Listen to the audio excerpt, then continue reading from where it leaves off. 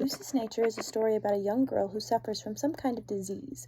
Although her real affliction is never found, she suffers symptoms like an unnatural appearance, the need for animal blood, the presence of disembodied voices, and fits.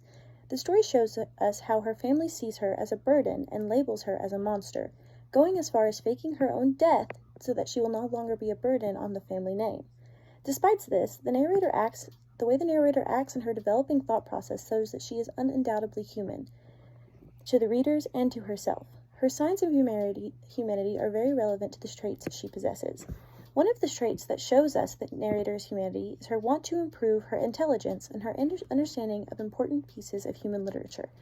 When the narrator fakes her death, she throws herself into reading stories that she taught her about blighted love and defiance and the sweetness of death. Not only the want and drive to improve herself mentally, but also the level of understanding that she has around these topics reveals something to herself.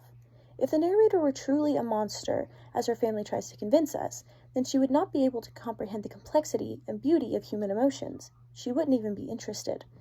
Another trait that helps to solidify the narrator's belief that she is a human rather than a monster is her ability to think for herself and to question others. The narrator is an active free thinker, often making her own decisions. When the narrator's mother wanted to move out and move in with the narrator's married sister, the narrator encouraged this plan. She wanted to be alone and not be seen as a burden anymore. As she spends time alone, we see an interaction between her and another young woman she was attempting to frighten. The young woman says, "A thing, I saw a thing," and the narrator actively questions this, saying, "What makes a thing, not a person?" This response to the young woman's expression shows defiance against what the narrator has always been told, and she begins to see her own humanity in a way that is unencumbered by her appearance. A final trait that shows the narrator's humanity is her desperate need for companionship. The narrator has always felt alone, being the only person that she knew to have these peculiar afflictions, and she desperately wanted someone to understand and see her for more than the monster society was making her out to be. These emotions really came to the surface when the narrator finds the man and the young woman making love in the field. She believes them to be like her and to be engaging in a fit together.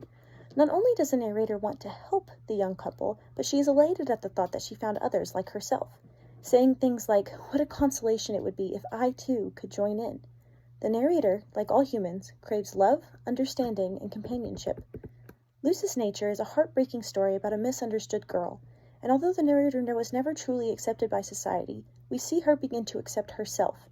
She knows that she is not a monster, and her understanding of human emotion, her ability to question others, to think for herself, and her need for companionship prove her humanity.